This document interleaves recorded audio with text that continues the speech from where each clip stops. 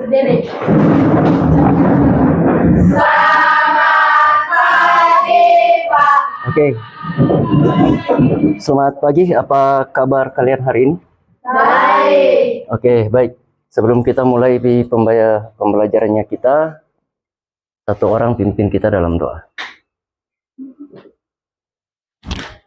Mari kita berdoa. Selamat pagi Allah Bapa dalam kerajaan surga, kembali lagi kami anak-anakmu, tunggu di hadapanmu menandai segala berkat yang selalu Engkau berikan kepada kami. Di mana telah nyata ya Tuhan, Engkau telah membimbing kami dari perjalanan ini sampai tempat ini dengan selamat. Sekarang ya Tuhan, kami akan memulai pembelajaran kami, tuntunan setelah kami, semoga apa yang diberikan oleh Bapak Guru kami, bisa kami praktekkan dalam kehidupan kami. Ini dalam jaya doa anakmu dari Kristus Tuhan kami. Amin. Oke, baik. Terima kasih. Sebelum masuk saya absen dulu ya. Kita masuk ke absensi. Oke, jadi absensinya Intan. Hadir Pak. Jackmin. Hadir Pak. Andi Nur Panggalo. Hadir Pak. Ansya. Hadir Pak. Dela. Hadir Pak. Efrasia. Hadir Pak. Mega. Hadir Pak. Novrianti Lamba. Hadir Pak. Oktavin Liko. Hadir Pak. Rati. Hadir Pak. Resti Bali Allah. Santi. Hadir Pak. Sartika. Hadir Pak. Siskayanti Rorong. Hadir Pak. Syaril. Tari. Hadir Pak.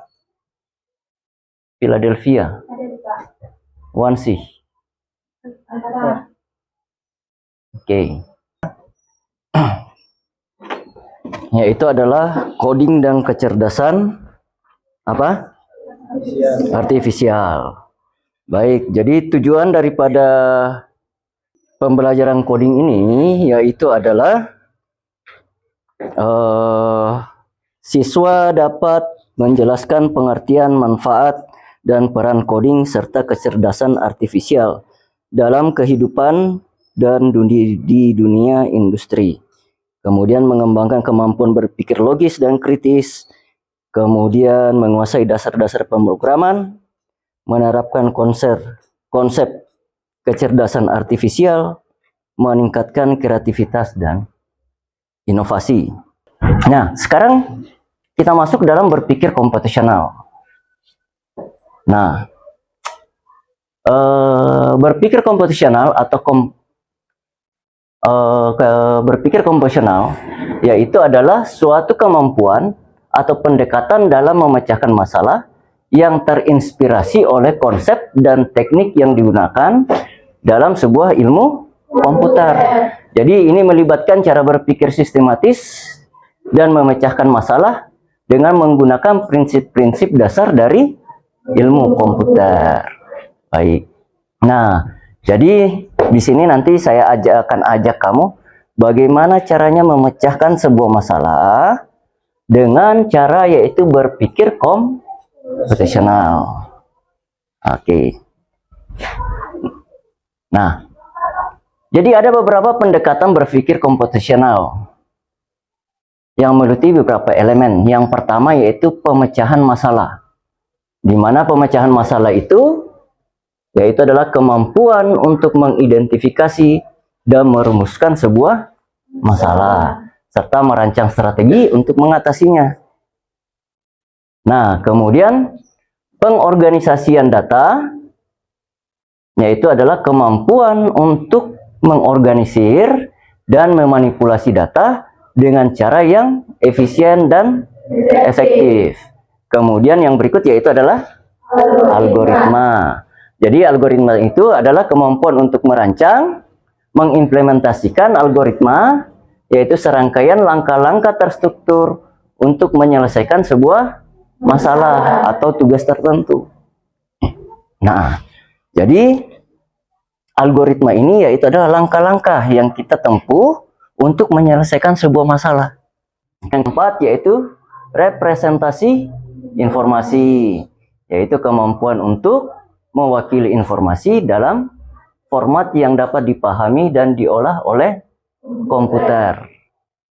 Nah, kemudian keenam yaitu adalah penggeneralisasian, yaitu adalah sebuah kemampuan untuk mengidentifikasi pola konsep dalam suatu masalah dan mengaplikasikannya pada situasi yang serupa. Nah, kemudian yang berikut, yang ketujuh ya. Yang ketujuh yaitu adalah abstraksi, yaitu adalah kemampuan untuk menyederhanakan masalah atau sistem dengan cara mengabaikan detail yang tidak penting dan memusatkan perhatian pada aspek kunci. Oke. Nah, jadi berpikir komputasional bukan hanya relevan untuk ilmu komputer, tetapi juga dapat diterapkan dalam berbagai disiplin ilmu dan dalam kehidupan sehari-hari. Ini dapat membantu dalam memecahkan masalah kompleks, merancang solusi yang efisien, dan meningkatkan pemahaman tentang bagaimana informasi dan data dapat diolah secara komputasional. Oleh karena itu, berpikir komputasional merupakan sebuah keterampilan yang penting dalam era teknologi, informasi, dan komputasi modern. Nah, apa sih arti penting berpikir dari komputasional?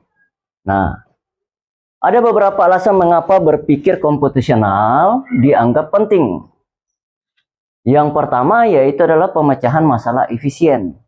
Yaitu berpikir komputasional membantu dalam mengembangkan keterampilan pemecahan masalah yang sistematis dan terstruktur. Jadi ini memungkinkan seseorang untuk mengatasi masalah dengan pendekatan yang efisien dan efektif. Kemudian penerapan dalam berbagai bidang, yaitu adalah konsep berpikir komputasional dapat diterapkan dalam berbagai disiplin ilmu, termasuk ilmu komputer, matematika, sains, dan ekonomi, dan lain sebagainya. Jadi memungkinkan orang untuk menggunakan prinsip-prinsip komputasional untuk memecahkan masalah di berbagai konteks. Kemudian yang ketiga yaitu adalah pengembangan keterampilan pemrograman, yaitu mempromosikan kemampuan untuk merancang dan mengimplementasikan sebuah algoritma yang merupakan keterampilan kunci dalam pemrograman. Kemudian keempat, peningkatan efisiensi proses bisnis dalam dunia bisnis dan industri. Kemudian inovasi teknologi, yaitu adalah berpikir komputasional adalah landasan bagi inovasi teknologi. Kemampuan untuk memecahkan masalah kompleks dengan cara yang efisien, membantu dalam mengembangkan teknologi dan meningkatkan kemampuan untuk mengatasi tantangan teknis. Kemudian dalam pendidikan dan pembelajaran. Nah, ini diterapkan untuk kita, untuk pendidikan dan pembelajaran, yaitu mengajarkan berpikir komputasional pada siswa, membantu mengembangkan keterampilan berpikir kritis.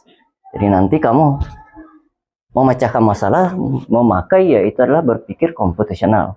Jadi di situ ada keterampilan berpikir kritis, analitis, dan kreatif. Nah, yang ketujuh, keterampilan relevan dalam era digital. Nah, memiliki keterampilan berpikir komputasional menjadi lebih penting, membantu individu untuk beradaptasi dengan cepat dengan perkembangan teknologi. Nah, sama kan seperti ini kalian. Nah, kalau pakai satu hari kamu tidak pegang HP, rasanya gimana? Pusing kan? Tidak tahu mau bikin apa. Nah, kemudian pemahaman lebih mendalam tentang sistem data. Nah, ini lebih banyak nanti di mata pelajarannya kita, yaitu pemahaman lebih mendalam tentang sistem data di mata pelajaran apa? ASJ ya, administrasi sistem jaringan. Kita membangun sebuah server, di situ kita bermain dengan data. Kemudian 9 yaitu mendorong inovasi dan pengembangan teknologi baru. Oke, lanjut.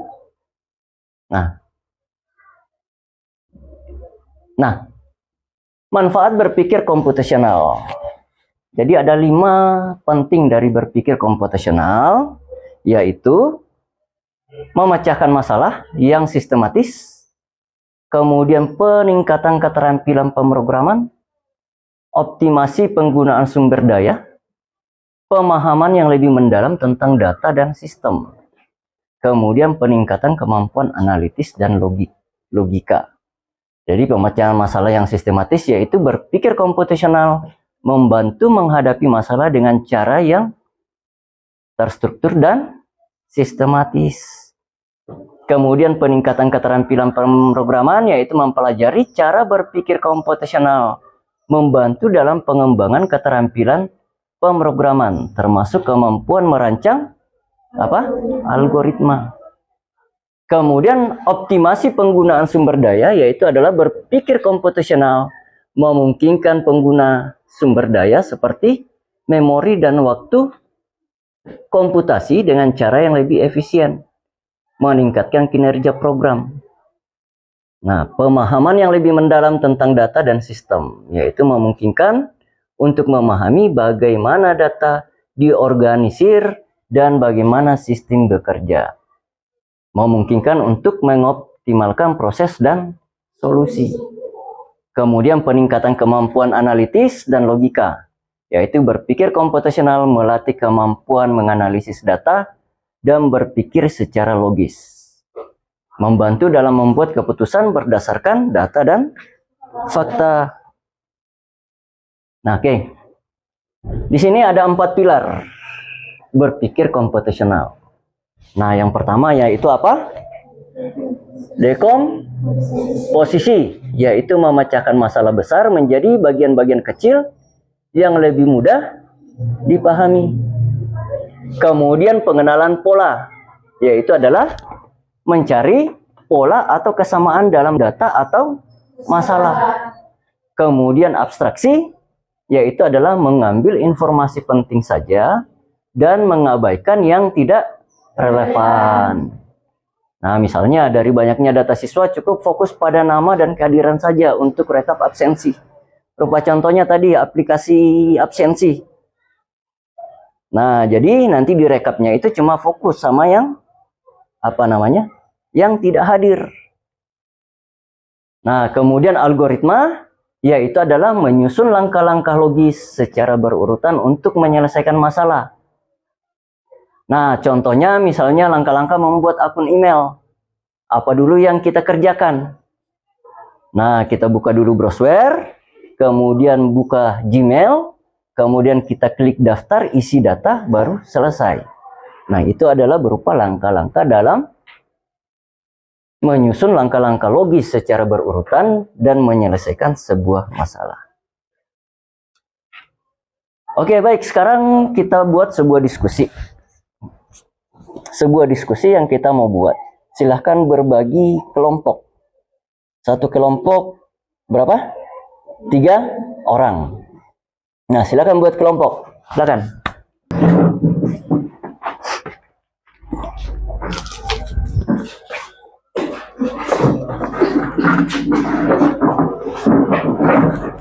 Ayo, yang lain ke sini. Jangan menumpuk. Oke, nggak apa-apa. Oke, baik ya. Nah, sekarang topiknya untuk diskusinya kita yaitu adalah berpikir komputasional dalam kehidupan sehari-hari. Jadi tujuan tugas ini yaitu adalah kalian akan belajar bagaimana cara memecahkan sebuah masalah sehari-hari dengan cara berpikir komputasional seperti layaknya komputer berpikir. Nah, pilih masalah sehari-hari yang sering terjadi di sekolah. Analisis masalah dengan 4 langkah berpikir komputasional. Nah, gunakan tabel. Nanti kalian buat tabel. Langkahnya misalnya dekomposisi. Apa yang harus kalian pikirkan? Apa saja bagian-bagian dari sebuah masalah? Kemudian polanya, apakah masalah ini terjadi berulang-ulang? Kemudian abstraksi, yaitu adalah informasi penting, apa yang perlu diperhatikan. Kemudian algoritmanya bagaimana, yaitu adalah langkah-langkah apa saja yang bisa dilakukan untuk menyelesaikan sebuah masalah. Baik, saya berikan sebuah contoh. Contohnya yaitu adalah masalah, misalnya banyaknya siswa datang terlambat ke sekolah. Nah, ini kan sebuah masalah ya. Nah, sebuah masalah yang selalu berulang-ulang terjadi di sekolahnya kita. Nah, yang pertama yaitu adalah decomposition atau pecah masalah. Nah, pertanyaannya, mengapa siswa bisa terlambat? Nah, apakah terlambat karena bangun kesiangan? Bisa jadi ya. Nah, apakah transportasi yang digunakan bermasalah? Apakah lokasi rumah jauh dari sekolah? Apakah ada kebiasaan buruk di pagi hari? Nah, kemudian kita pelajari polanya, yaitu pola. Nah, setiap hari Senin paling banyak siswa datang terlambat. Nah, biasa terjadi ya. Ini selalu terjadi di sekolahnya kita. Kemarin ada yang terlambat enggak? Upacara? Ada. Oke. Kemudian siswa yang tinggal di atas 5 km dari sekolah lebih sering terlambat. Nah, kemudian sebagian besar yang terlambat tidak sarapan atau kesiangan. Betul kan? Nah, abstraksinya yaitu faktor utama keterlambatan. Yang pertama yaitu adalah waktu tidur yang larut malam. Kemudian mengakibatkan bangun kesiangan. Tidak sempat sarapan, tergesa-gesa, kemudian terlambat. Nah, solusinya atau algoritma desainnya yaitu adalah tidur maksimal pukul 21.30 malam. Jam berapa itu? Jam 9 ya? Jam 9.30 ya? Oke. Kemudian bangun pukul 5.00. Kemudian sarapan pukul 5.30. Berangkat pukul 6.00. Nah, sampai ke sekolah sebelum jam 6.45. Oke, sampai sini paham? Paham. Oke, baik. Nah, kita kembali ke tugas. Nah, tugas yaitu pecahkan sebuah masalah sehari-hari yang ada di sekolahnya kita dengan cara berpikir komputasional, seperti layaknya komputer berpikir. Nah, silahkan kalian pilih masalah sehari-hari yang sering terjadi di sekolah, kemudian analisis masalah dengan 4 langkah berpikir komputasional. Oke, silahkan kalian diskusikan masalah apa yang kalian mau angkat. Nah, pecahkan dengan cara berpikir komputasional. Oke, silakan.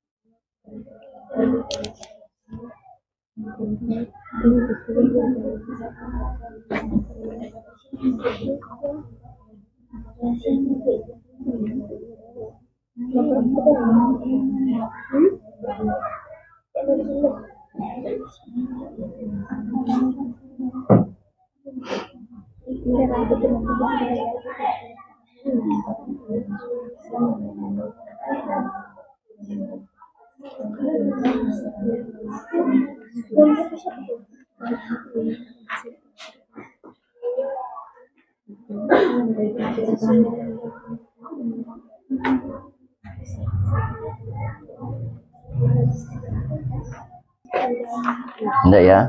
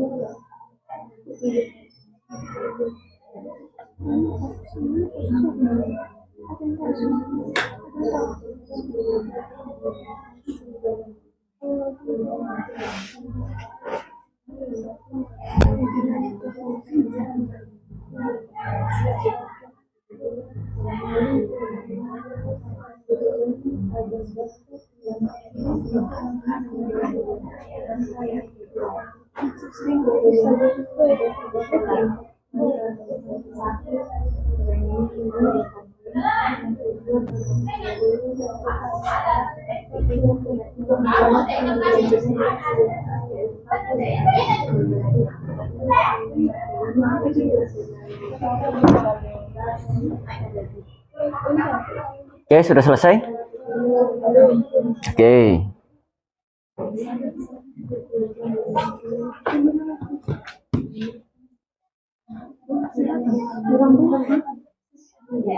Ini seharusnya bisa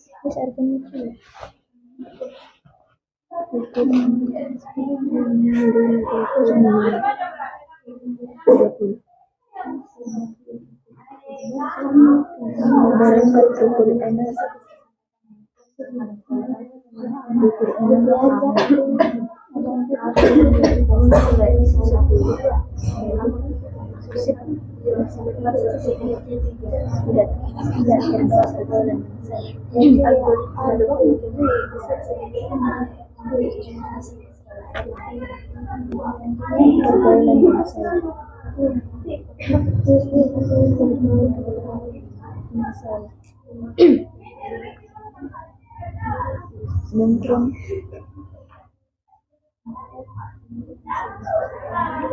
dan bermain game.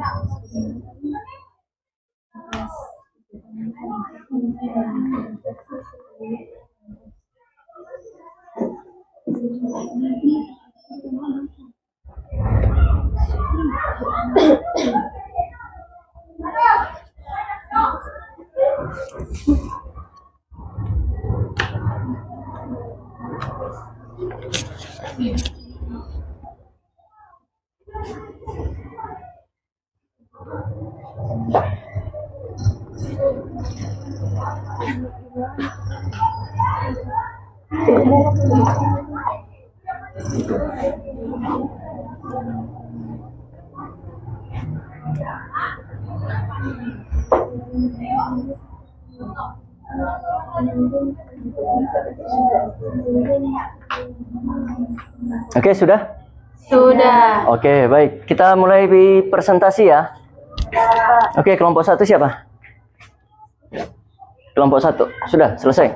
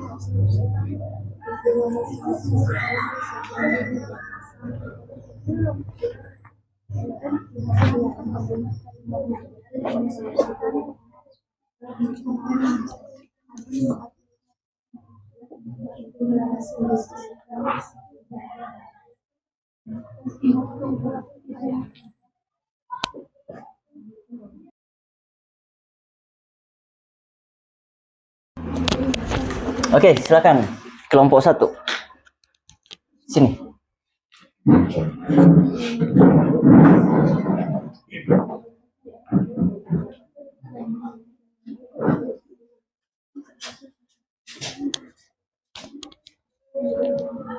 Oke. Pegang. Oke. Silakan. Terima kasih atas kesempatan yang diberikan kepada kami dari kelompok 1 untuk mempresentasikan hasil diskusi kami. Judul diskusi kami yaitu banyak siswa yang sering bolos. Langkah pertama, decomposition atau pecah masalah. Yang pertama, mengapa siswa sering bolos? Yang kedua, apakah siswa bolos karena bosan belajar? Yang ketiga, apakah siswa bolos karena adanya mapel yang tidak disukai? Langkah kedua, pattern recognition atau mengenali pola. Yang pertama, siswa sering bolos. Yang kedua, siswa bolos karena malas belajar. Yang ketiga, sebagian siswa bolos karena lapar. Langkah yang ketiga yaitu faktor utama bolos. Yang pertama, malas belajar. Yang kedua, bolos karena lapar. Yang ketiga, karena adanya mapel yang tidak disukai. Langkah yang keempat yaitu algoritma desain atau membuat solusi sistematis. Solusi yang dirancang seperti algoritma. Yang pertama, memahami alasan bolos. Yang kedua, guru mengingatkan siswa agar tidak bolos. Yang ketiga, membangun relasi yang baik. Yang keempat, meningkatkan motivasi belajar. Yang kelima, guru memberikan bimbingan kepada siswa. Oke. Ada yang mau ditanggapi? Oke, baik, bagus sekali. Jadi apa tadi yang diangkat berpikir ke komputasinya? Yaitu adalah siswa sering Bolos. Oke, sering bolos. Oke, kita saksikan upload.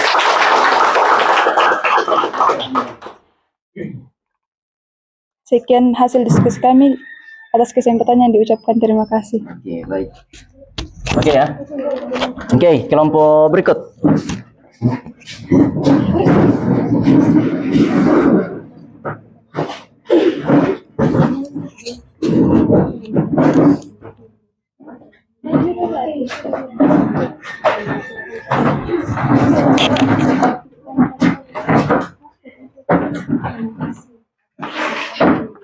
Terima kasih atas kesempatan yang diberikan kepada kami kelompok 2 untuk mempresentasikan hasil diskusi kami. Perkenalkan, nama saya Alisa Kristan. Perkenalkan, nama saya Andini Kamal. Saya dari Parung Pagiling. Masalah yang akan diselesaikan yaitu tidak mengerjakan tugas. Langkah yang pertama, pecah masalah. Yang pertama, kurangnya motivasi belajar. Yang kedua, pengaruh gadget atau media sosial. Yang ketiga, kurangnya pemahaman materi. Yang keempat, rasa malas atau menunda-nunda. Langkah yang kedua yaitu mengenali pola. Yang pertama, lebih memilih kegiatan lain. Yang kedua, kurang percaya diri dan takut salah. Yang ketiga, tidak mencatat atau mengingat tugas. Yang keempat, tidak ada jadwal belajar. Dan yang kelima yaitu tidak terlalu larut. Langkah yang ketiga, mengambil inti masalah. Yang pertama, kurangnya tanggung jawab dan manajemen waktu yang buruk dalam belajar. Langkah yang terakhir yaitu membuat solusi sistematis atau algoritma. Yang pertama, identifikasi masalah utama. Yang kedua, buat jadwal harian. Yang ketiga, kurangi gangguan. Yang keempat, tingkatkan motivasi. Yang kelima, minta bantuan saat perlu. Yang keenam, catat semua tugas. Yang terakhir, evaluasi diri. Oke, sudah? Oke, baik. Jadi yang diangkat ini apa? Apa? Masalahnya apa? Tidak mengerjakan tugas. Oke, tidak mengerjakan tugas. Nah, jadi untuk langkah-langkahnya ini sangat bagus. Nah, jadi itu saja dulu. Oke ya, baik. Kita kasihkan aplaus untuk langkah. Itulah hasil diskusi kami. Sekian dan terima kasih. Oke, baik. Oke, yang berikut.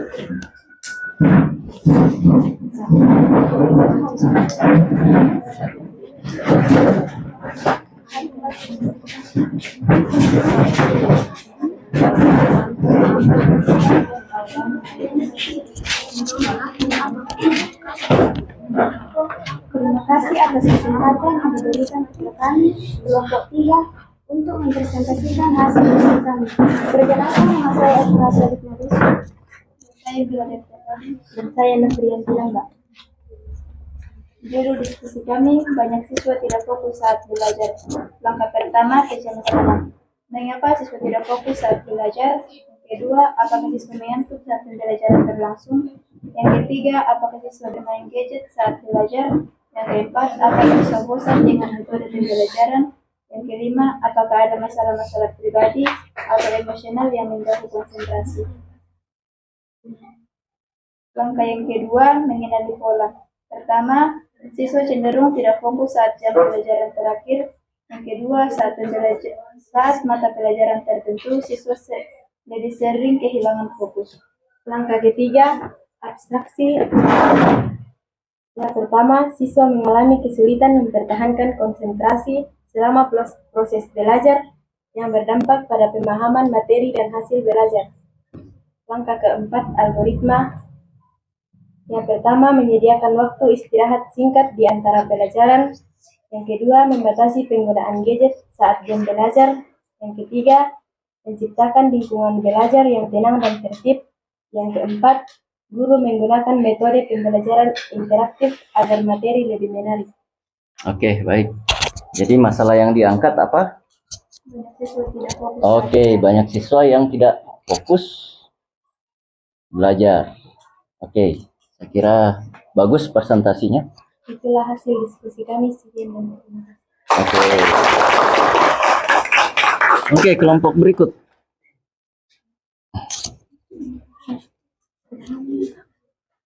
Oke. Silakan.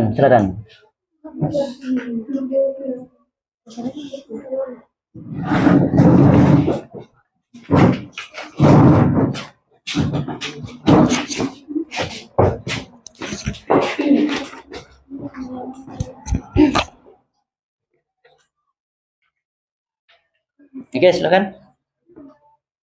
Terima kasih atas kesempatan yang diberikan pendidikan kami dari kelompok 6. Perkenalkan, nama saya Hati. Dari saya Hati. Saya sekalian orang. Tidak kerjakan tugas tepat waktu. Pecahan masalah. Apa tugas yang paling penting? Apa tugas yang paling ditunda? Apa yang dapat dilakukan untuk membuat tugas lebih benar? Kurangnya kesadaran waktu dan prioritas. Mengenali pola. Sering dari kata nanti saja menunda tugas sampai mendekati tenggat waktu.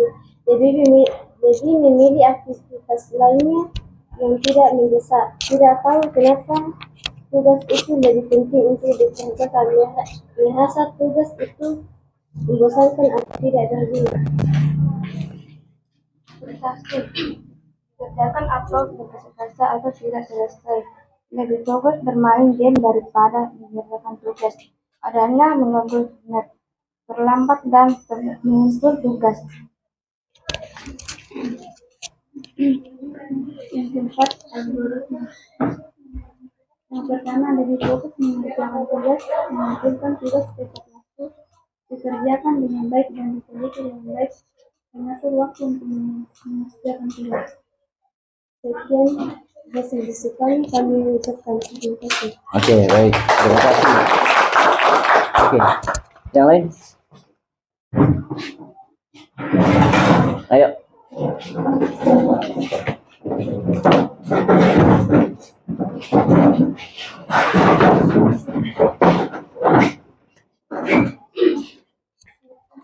Selamat siang, terima kasih atas kesempatan yang diberikan kepada kami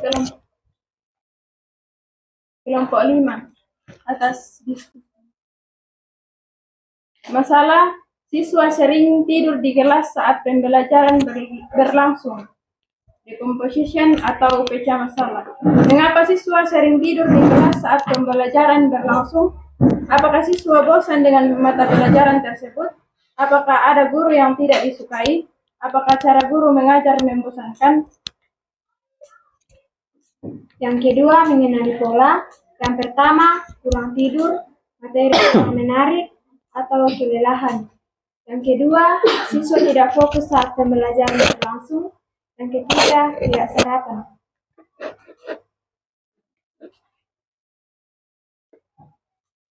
Ambil inti masalah atau abstraksi. Yang pertama, polanya main game sambil begadang, telat bangun, tidak sempat sarapan, sampai di sekolah mengantuk. Membuat solusi sistematis atau algoritma. Yang pertama, tidur minimal 8 sampai 9 jam. Yang kedua, tidak begadang.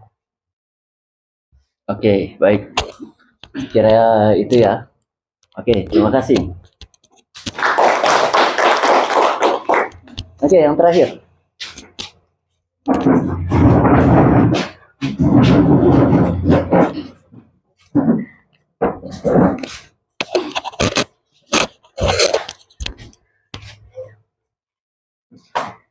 Terima kasih atas kesempatan yang diberikan kepada kelompok kami untuk mempresentasikan hasil diskusi kami.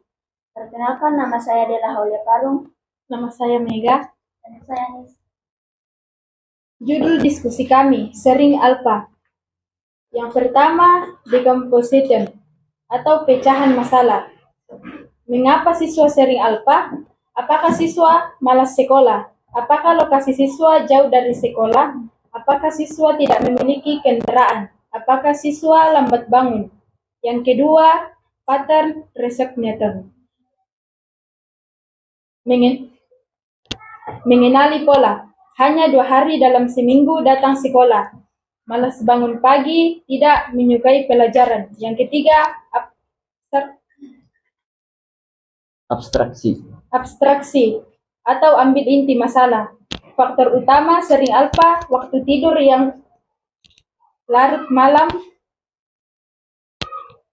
tidak tertarik dengan pelajaran, terbawa pergaulan yang salah. Yang terakhir, algoritma, desain, atau membuat solusi sistematis.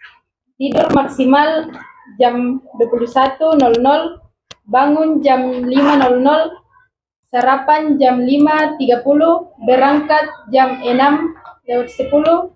Yang terakhir, tidak terbawa pergaulan yang salah. Contohnya nongkrong dan bermain game. Oke, baik. Terima kasih. Oke.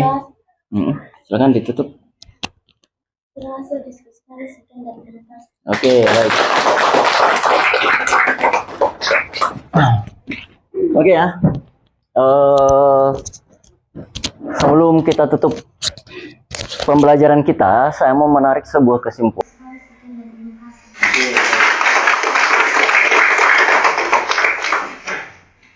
Oke ya. Sebelum kita tutup pembelajaran kita, saya mau menarik sebuah kesimpulan dari hasil diskusinya kita, dari dia yang berdiskusi bahwa berpikir komposisional adalah cara berpikir yang membantu kita menyelesaikan masalah dengan cara logis, sistematis, dan efisien, seperti halnya komputer bekerja. Nah, apa tadi masalah-masalah yang kalian angkat dalam diskusi itu, nah, itu yang diselesaikan secara berpikir komposisional. Berarti ada langkah-langkahnya. Ambil masalah dengan cara yaitu adalah memecahkan masalah besar menjadi bagian-bagian kecil atau disebut dengan apa? Dekomposisi. Nah, kemudian yang berikut yaitu adalah cari pola atau kesamaan dari masalah yang sering terjadi. Jadi masalah itu yaitu adalah masalah yang sering terjadi tiap-tiap hari. Nah, jangan dibahas yang masalah yang cuma sekali terjadi. Jadi kita cari yang pola yang sering terjadi. Kemudian abstraksi yaitu adalah fokus pada hal yang penting saja. Apa contohnya tadi yang kamu bahas yang sering bolos. Jadi hal pentingnya saja. Dia bolos karena kenapa? Fokus belajar ya kan. Kemudian algoritma yaitu langkah-langkah logis untuk langkah-langkah logis dan urut untuk menyelesaikan masalah. Nah, apa contohnya tadi itu yang sering terlambat, ya kan? Artinya yaitu adalah tidur jam 9 malam, bangun jam 5, yang lain sebagainya. Nah, baik. Mengapa ini penting untuk kita sebagai anak TKJ? Yang pertama yaitu mempermudah dalam memecahkan masalah, apalagi kita sering bermain dengan jaringan dan perangkat, kemudian membantu kita saat membuat logika pemrograman, kemudian melatih kebiasaan berpikir sistematis dan terstruktur, kemudian menjadi bekal penting saat menghadapi dunia kerja di bidang IT. Oke? Kira waktu kita cuma 2 jam, akhiri saja pembelajarannya kita. Oke, satu orang pimpin kita dalam doa.